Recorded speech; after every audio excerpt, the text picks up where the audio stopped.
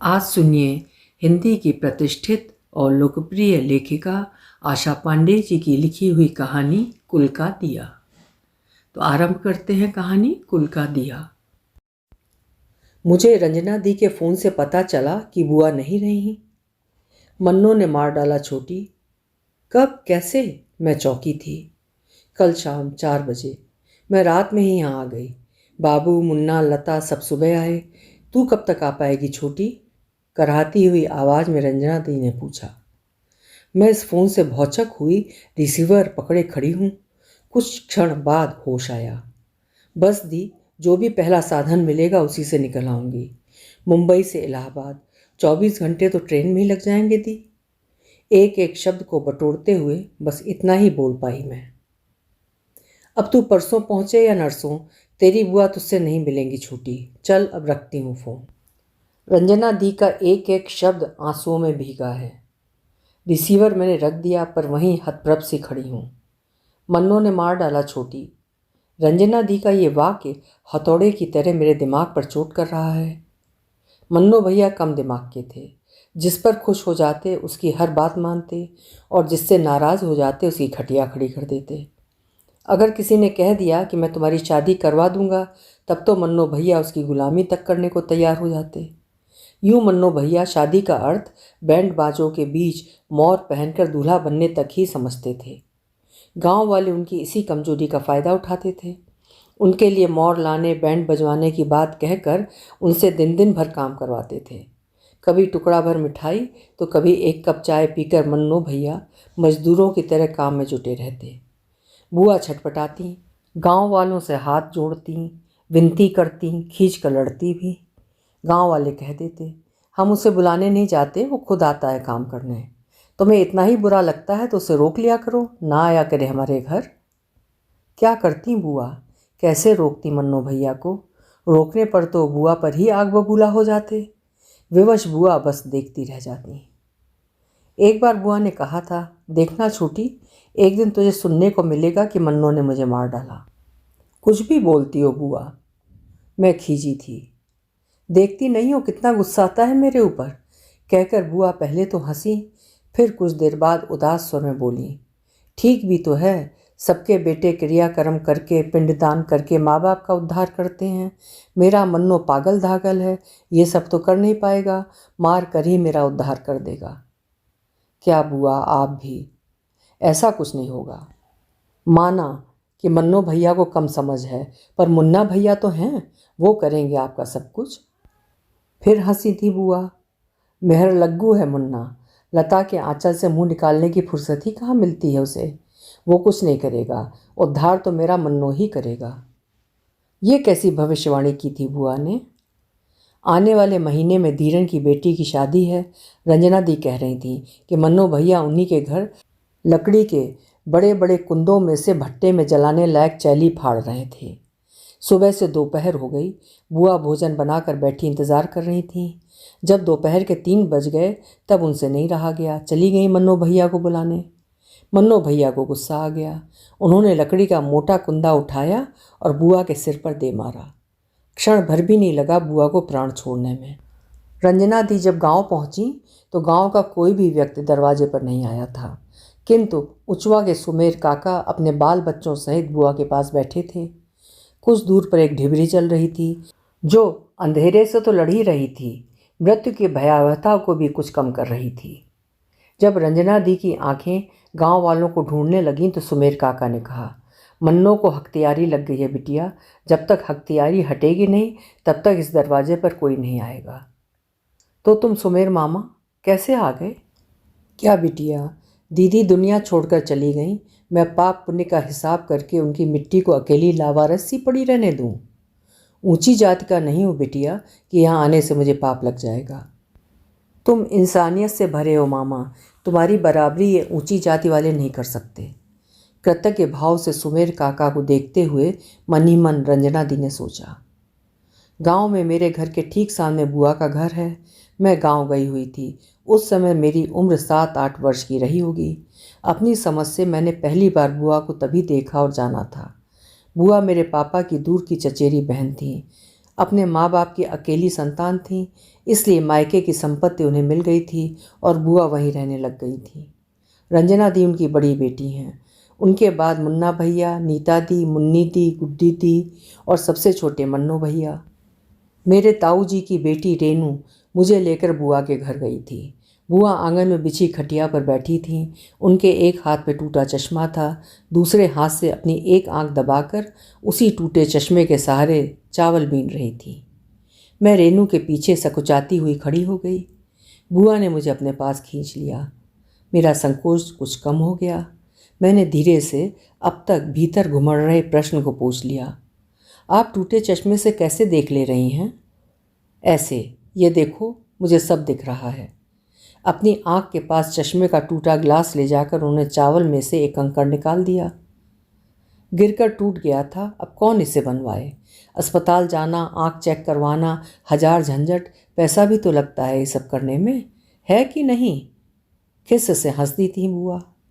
उस समय मैंने उनकी परेशानी को कितना समझा ये तो नहीं कह सकती, पर मम्मी के पास आकर मैं बहुत रोई थी और तब तक रोती रही थी जब तक कि ताऊ जी बुआ की आंख चेक करवा के दूसरा चश्मा बनवाने के लिए उन्हें लेकर अस्पताल नहीं चले गए। बस तब से मैं बुआ को बहुत प्रिय हो गई। दरोगा की बेटी थी बुआ। उनका बचपन शहर में बीता था। जब 8वीं में थी उसी समय उनकी शादी हो गई।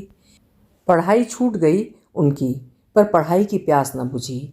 घर में काम करते हुए भी यदि कोई कागज़ का टुकड़ा मिल जाता तो उठाकर पढ़ने लगती और इस प्रकार पहर भर का काम घंटों में पूरा करने वाली लवधरी औरतों में अपनी गिनती करा लेती। रामायण महाभारत के अलावा गांधी बाबा, सुभाष चंद्र बोस, नेहरू से लेकर आज़ादी मिलने के बाद मध्य प्रदेश बनने तक अनेक कहानियाँ थीं उनके पास। बच्चे उन्हें घेरे रहते और वो खुशी से उन्हें कहानियाँ सुनाती रहती। मेरी दादी, ताई जी व गांव की दूसरी औरतें उनकी इन बातों को उनके बकबकी स्वभाव का हिस्सा बताकर अपने मुंह में आंचल ठूंस कर हंसती। दादी और ताई जी का तो पक्का मत था कि बुआ के इसी स्वभाव के कारण फूफा जी उन्हें अपने पास ना रखकर गांव में छोड़े हैं। पर बुआ कहती कि स्वार्थी हैं तेरे फूफा। मुन्ना की शादी के पहले तक मुझे साथ रखते थे, उन्हें काम प्यारा है, चाम नहीं। 4 सगे 6 चचेरे भाइयों को बारी बारी जबलपुर में रखकर पढ़ाया लिखाया। उन सबके लिए खाना कौन बनाता? इसलिए रखे थे मुझे अपने पास। जब से लता आई मुझे गांव में फेंक दिए। उनके भाई भी अब पढ़ लिख कर नौकरी पर लग गए हैं, अब मेरी क्या दरकार? और ठीक भी है, जवान बहू के आगे बुढ़िया को कौन पूछता है? खिस से फिर हंस देती बुआ। दादी डांटती, कुछ भी बोलती है लड़की, अपने ही पति को बदनाम कर देगी। बुआ फिर हंसती, जो सच है वो कहती हूँ, कब तक ढाक तोप कर रखोगी काकी? चुप कर, पूरी तरह पगला गई है तू। अपना ही पति, अपनी ही पतोहू, शक का कीड़ा घुस गया है तेरे दिमाग में, बकबकाती रहती है। दादी फिर डांटती, बुआ फिर हंसती। अपनों की दुत्कार से आहत मन को बुआ अपनी हंसी के सहारे ही तो संभाले रहती थी, नहीं तो मन के कोमल तारों को टूटते देर लगती है भला। दुख भरे प्रसंगों को मज़ेदार बनाकर सुनाना बुआ ही कर सकती थी। एक बार बुआ मुन्नी के जन्म के समय की बात बता रही थी। मुन्नी जब पेट में थी, छोटी, 9वां महीना शुरू था। एक दिन दोपहर में जब रसोई से निपट कर मैं सुस्ताने बैठी ही थी कि पेट लगा मरोड़ने। पहले तो लगा कि खाने पीने में कुछ नुकसान कर गया होगा, थोड़ी देर में ठीक हो जाएगा, पर दर्द बढ़ता ही जा रहा था। घर में मैं और 2 साल की नीता। डर ये लगे कि अगर घर में ही बच्चा हो जाएगा तो नाड़ा कौन काटेगा। हिम्मत करके उठी। बक्से में 2 रुपए पड़े थे, उन्हें आंचल में गठिया के नीता की उंगली पकड़ी और चल पड़ी अस्पताल। दर्द था कि रुकने का नाम ही ना ले। कुछ दूर चलूं, फिर सड़क के किनारे ही बैठ जाऊं, हिम्मत करके फिर से उठूं, ऐसा लगे कि सड़क पर ही बच्चा हो जाएगा। आज भरी बाजार बेइज्जती पक्की है। नीता पैदल चलने को तैयार ही ना हो, कहे गोदी में उठाओ। रिक्शा करूं तो कैसे करूं, टेट में सिर्फ 2 रुपए। अस्पताल में पर्ची कटवाने के लिए भी पैसा रखना था। रोती नीता को घसीटते हुए, राम राम रटते हुए किसी तरह पहुंच गई अस्पताल। बस यही जानो कि भगवान ने लाज रख ली। अस्पताल पहुंचने के 10 मिनट बाद ही मुन्नी पैदा हो गई। रात 10 बजे तुम्हारे फूफा पहुंचे अस्पताल। ऑफिस से आने पर बहुत देर तक तो जान ही नहीं पाए कि मैं कहाँ गई हूँ। फिर सोच विचार के अंदाज लगाए और पहुंचे अस्पताल। अस्पताल का बिल भरे, दाइयों के पास से नीता को लिए और लौट आए घर। अगले 5 दिनों तक मैं अकेली ही अस्पताल में पड़ी रही।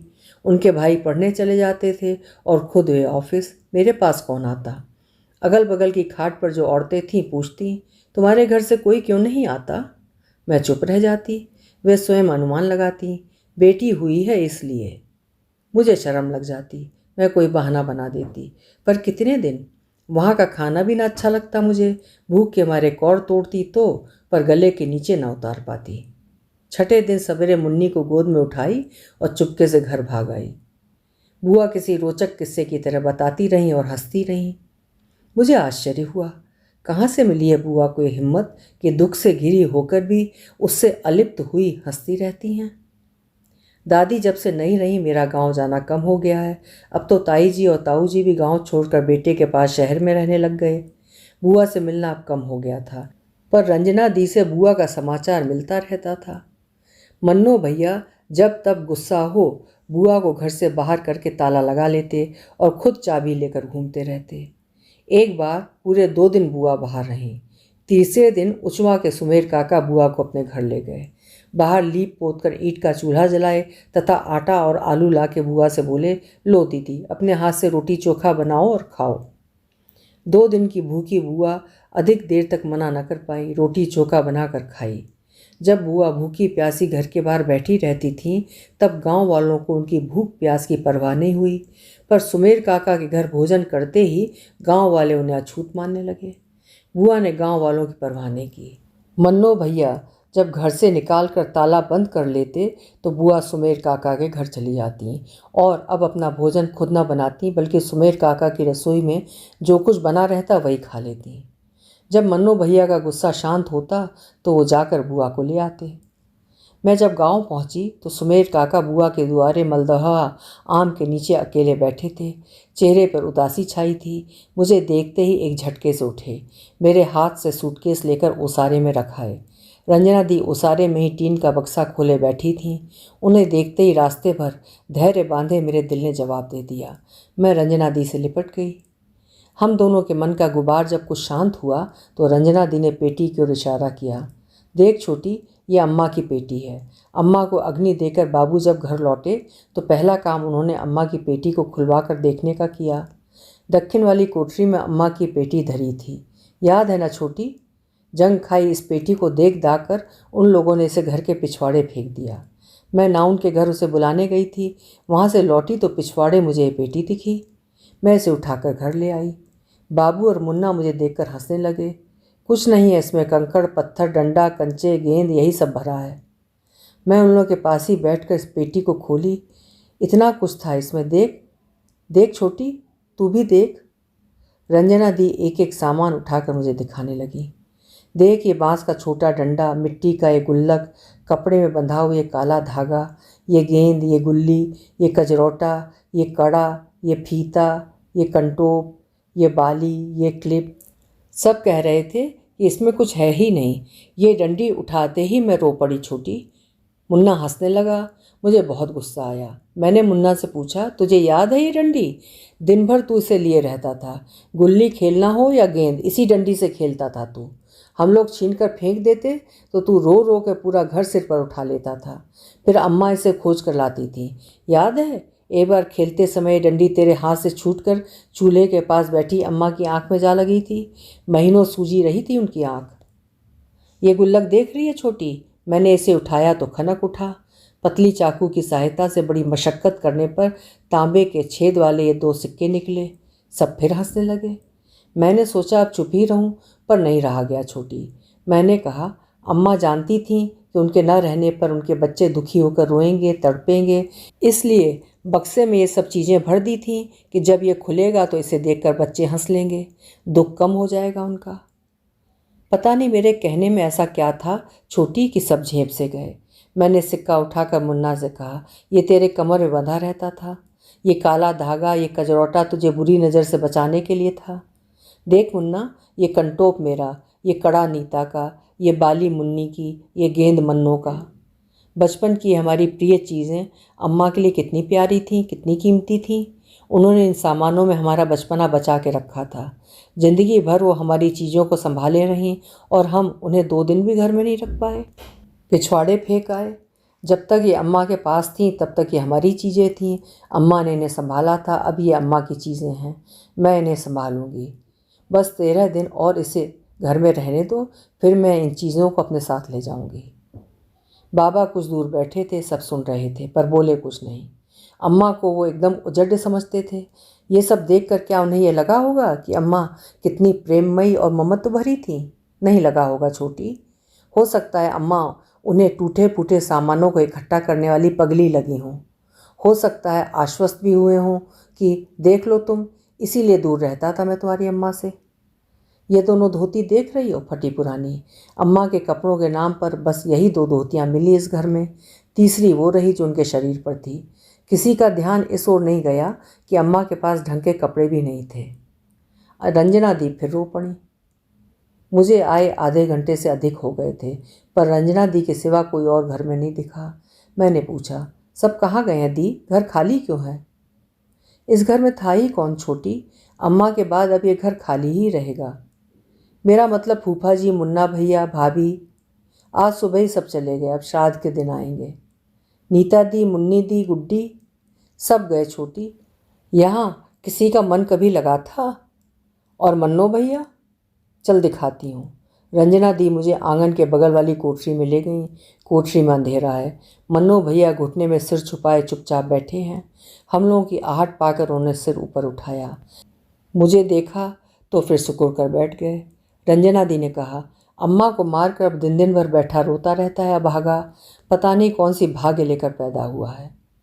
मैं रंजना दी को चुप रहने का इशारा करके मन्नो भैया के पास बैठ गई। धीरे से उनके सिर पर हाथ रखी तो वो रो पड़े। रंजना दी भी रोने लगी।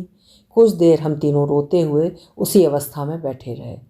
फिर रंजना दी अपने आंचल से मन्नो भैया के आंसू पोंछकर बोली, रो मत मन्नो, अम्मा अमर होकर नहीं आई थी, एक ना एक दिन तो उन्हें जाना ही था। तू चिंता मत कर, मैं तुझे अपने साथ ले चलूँगी, बस 13वीं तक रह ले यहाँ। मन्नो भैया रोते रहे। रंजना दी उनके आंसू पोंछती रहीं। कुछ देर बाद रंजना दी मेरी ओर मुड़कर बोली, अरे छोटी, मुझे तो होश ही नहीं रहा, इतनी देर तुझे आए हो गया, मैं न पानी पूछी न चाय। तू इतनी दूर से आ रही है, चल पहले तुझे कुछ चाय पानी दूँ। चाय पानी कर लूँगी दी, अभी तो बस बैठो। बाहर से कोई बुला रहा है, रंजना दी ने सुना तो बाहर चली गई। मैं मन्नो भैया को उस अंधेरी कोठरी से निकाल कर बाहर लाना चाहती हूँ। कई बार कहने के बाद मन्नो भैया उठकर बाहर ओसारे में आ गए। सुमेर काका अब भी मलदहवा के नीचे बैठे हैं। बुआ के द्वार की हद जहाँ समाप्त होती है वहीं खड़े होकर चंद्रशेखर बाबा रंजना दी से पूछ रहे हैं, ये बताओ सब तो चले गए, शाम को पीपल के नीचे दिया कौन जलाएगा? मैं जला दूंगी नाना, रंजना दी ने आगे बढ़कर जवाब दिया। तुम बिटिया हो के? बेटियों को नहीं जलाना चाहिए, फिर मन्नो जला देगा। वो, उसे तो हख्तियारी मतलब हत्या का पाप लगा है। जब तक हख्तियारी छूटेगी नहीं तब तक तो वो कुछ नहीं कर सकेगा। फिर नाना, आप लोग कोई जला दीजिएगा, रंजना दी ने बड़ी सहजता से कहा। किंतु चंद्रशेखर बाबा भड़क गए। हम सब कैसे जलाएंगे? हमारा कुल गोत्र अलग है, हमारे घर में सूतक नहीं लगा है, हमारे घर में मौत नहीं हुई है, और भगवान करे हमें घंट के नीचे दिया जलाने की नौबत ना आए। कुछ भी बोलती हो, अपने भाई और माँ की तरह तुम भी पगला गई हो क्या? रंजना दी का चेहरा तमतमा गया। मुंह से शब्द खौल कर निकलने को बेताब थे, किंतु संयम रखते हुए उन्होंने कहा, माफ़ करें नाना, मेरे कहने को गलत ना लें, मेरा मतलब वो नहीं था। रही बात दिया जलाने की, तो जब कोई है ही नहीं तो नहीं जलेगा दिया। अंधेर मचा रखा है तुम लोगों ने, घंट बंधने की जगह पर दिया नहीं जलेगा। तुम्हारे घर के सब लोग तो भाग लिए, तुम्हारी माँ की आत्मा हम लोगों के घरों में ही तो भटकेगी। एक तो अकाल मौत, ऊपर से विधि विधान भी ठीक से नहीं हो रहा है। चंद्रशेखर बाबा बड़बड़ाते हुए लौट गए। मुझे पापा और ताऊ जी पर गुस्सा आ रहा है, वे लोग भी श्राद्ध के दिन ही आने वाले हैं। रंजना दी का कहना है कि वे लोग भी आकर क्या करेंगे, कुल गोत्र तो उनका भी अलग है। शाम होने वाली है। अब तक सुमेर काका मलदहवा के नीचे बैठे थे, किंतु चंद्रशेखर बाबा के जाने के बाद वो भी उठकर चले गए। रंजना दी चिंतित हैं। अम्मा के लिए 10 दिन तक दिया जलाने वाला कोई भी नहीं है। अंधेरा गिरने लगा तो रंजना दी ने भीतर आकर 2 लालटेन जलाया। एक लालटेन बाहर लाकर उसारे की देहरी पर रख दी तथा दूसरी मन्नो भैया की कोठरी में। मन्नो भैया फिर से कोठरी में चले गए हैं। यूं गांव में बिजली आ गई है, पर सप्लाई का कोई ठिकाना नहीं रहता। परसों शाम से बिजली नहीं आई है। शाम गहराते ही पूरा गांव अंधेरे में डूब गया है। पीपल का पेड़ घर से लगी बाग के किनारे पर है। वहां से किसी के डांटने डपटने की आवाज़ आ रही है। मैं और रंजना दी बाग की ओर कुछ आगे बढ़े। चंद्रशेखर बाबा गुस्से में चिल्ला रहे हैं। ससुर, खुद को बाभन ठाकुर समझ रहा है क्या? तू यहाँ दिया जलाएगा? तेरा जलाया दिया उन्हें मिलेगा? ससुर, बहुत दिमाग चढ़ गया है। पहले अपनी रसोई में खिला के धर्म भ्रष्ट किया, अब दिया जला के उन्हें नरक में डाल रहा है। कुछ लोग और आ गए हैं। वहाँ शोर बढ़ रहा है। मारो साले को, तोड़ दो हाथ पैर। ससुरा खुद को भवनन का भयवाद समझ रहा है। मैं और रंजना दी तेज कदमों से पीपल की ओर बढ़ रहे हैं। कुछ लोग दिया जलाने वाले व्यक्ति को पकड़कर मार रहे हैं। सबको रोकते हुए रंजना दी भीड़ में घुस गई। सुमेर मामा, तुम्हें सब मार रहे हैं? तुम यहाँ दिया जलाने आए हो? रंजना दी आश्चर्य में है। कुछ हाथ फिर सुमेर काका को मारने के लिए उठते हैं। रंजना दी बीच में डटकर खड़ी हो गई हैं। खबरदार, कोई भी आगे नहीं बढ़ना। सुमेर मामा के दिया जलाने से जो पाप पुण्य होगा वे मेरी अम्मा को होगा, हम लोगों को होगा। आप लोग क्यों इतना परेशान हो रहे हैं? एक अकेले सुमेर काका को मारने के लिए पूरा गांव इकट्ठा हुआ है। अभी तक आप लोग कहाँ थे? धर्म का ठेका ले रखा है आप लोगों ने। रंजना दी गुस्से में काँप रही हैं। मैं जाकर रंजना दी के पास खड़ी हो गई। गांव के कुछ बुजुर्ग लोग रंजना दी को घूर रहे हैं। चंद्रशेखर बाबा तमतमा कर बोले, कुछ लाज लिहाज है तुम्हें? तब से टिबर टिबर बोले जा रही हो। यहाँ खड़े सब पागल हैं क्या? वेद पुराण में सब झूठ लिखा है क्या? वेद पुराण में कुछ भी लिखा हो, मैं सिर्फ इतना जानती हूँ कि मेरी अम्मा भूख से छटपटाती थीं, तब सुमेर मामा उन्हें खिलाते थे। जब मर गई तो पाप लगने का विचार करके आप में से कोई मेरे दरवाजे पर नहीं आया। तब अम्मा की लाश के पास रात भर सुमेर मामा ही बैठे रहे। अब आप लोग आकर धर्म कर्म और वेद पुराण समझा रहे हैं। देखो कितना मारा है आप लोगों ने इनको। रंजना दी सुमेर काका की ओर मुड़ी तो सुमेर काका हाथ जोड़ लिए। बिटिया माफ़ कर दो, जब तुमने कहा कि दिया जलाने वाला कोई नहीं है तो नहीं जलेगा दिया, तब मैं भागता हुआ महाभावनों के गांव गया। उनके हाथ पैर जोड़ा कि चलकर घंट के नीचे दिया जला दें। मैंने सोचा कि जब सारा क्रियाकर्म वो करा सकते हैं तो दिया भी जला सकते हैं, पर बिटिया कोई आने को तैयार नहीं हुआ। मैं निराश होकर लौट रहा था। फिर अचानक मेरे मन में आया कि क्यों ना मैं ही दिया जला दूं। दीदी को मेरा जलाया दिया मंजूर होगा तो ठीक, नहीं तो कम से कम घंट के नीचे का अंधियारा तो मिट जाएगा। बस बिटिया, यही सोचकर मुझसे गलती हो गई। तुमसे कोई गलती नहीं हुई सुमेर मामा। अम्मा प्रेम और ममता से भरी थीं, तुम भी प्रेम और इंसानियत से भरे हो। तुम अम्मा के कुल के ही हो मामा। अम्मा को तुम्हारा ही जलाया दिया मंजूर होगा। अब यहाँ 10 दिन तक तुम ही दिया जलाओगे। रंजना दी की आवाज़ आत्मविश्वास से भरी है। भीड़ में खुसुर पुसुर हुई थी। रंजना दी के 10 दिन तक दिया जलाने की बात कहते ही आवाज़ कुछ तेज होने लगी तो रंजना दी ने दृढ़ता से कहा, आप सब अपने अपने घर जाइए। आपका कुल गोत्र अलग है, मेरी अम्मा का कुल गोत्र अलग है। मेरी अम्मा के कुल गोत्र में क्या चलेगा क्या नहीं चलेगा, इसका निर्णय मैं लूँगी, आप लोग नहीं। जाइए यहाँ से, और ध्यान रहे फिर से सुमेर मामा के ऊपर हाथ ना उठने पाए। धमकी हम लोगों को? अपमान से तिलमिलाता मदन, जो मन्नों की उम्र का ही था, एक जोरदार धक्का सुमेर मामा को दिया। सुमेर मामा औंधे मुँह गिर पड़े। मैं सुमेर मामा को उठाने दौड़ी। रंजना दी अपनी चप्पल उतारकर मदन की ओर खींच कर मारी, पर मदन खुद को बचाते हुए भाग निकला। रंजना दी चिल्ला पड़ी, कहाँ भाग रहा है? रुक, पुलिस रिपोर्ट करूँगी मैं। किसी को नहीं छोड़ूंगी, सबको अंदर करवा के ही रखूँगी। क्या समझ रखा है तुम लोगों ने? पगला गई है तो मन्नू की ही बहन, सटक गई है। अपरबल हो गई है, बिल्कुल अपनी माँ की तरह। धर्म कर्म सब धोकर पी लिया है इसने। वहाँ एकत्र भीड़ पुलिस का नाम सुनते ही गुस्साती बड़बड़ाती हुई वहाँ से हट गई। रंजना दी गुस्से से काँप रही हैं। मैं रंजना दी का हाथ पकड़कर उनसे शांत रहने की विनती करती हूँ। पीपल की एक डाल पर घंट लटक रहा है। उसके नीचे कुछ दूर पर सुमेर काका के द्वारा जलाया हुआ दिया अपनी रोशनी फैला रहा है, जिसमें घंट और सुमेर मामा का चेहरा दोनों चमक रहा है। अभी आप सुन रहे थे आशा पांडे जी की लिखी हुई मानवीय संवेदनाओं से भरपूर कहानी कुल का दिया। उम्मीद है कहानी आपको ज़रूर पसंद आई होगी। कल फिर मिलेंगे। आपका समय शुभ हो।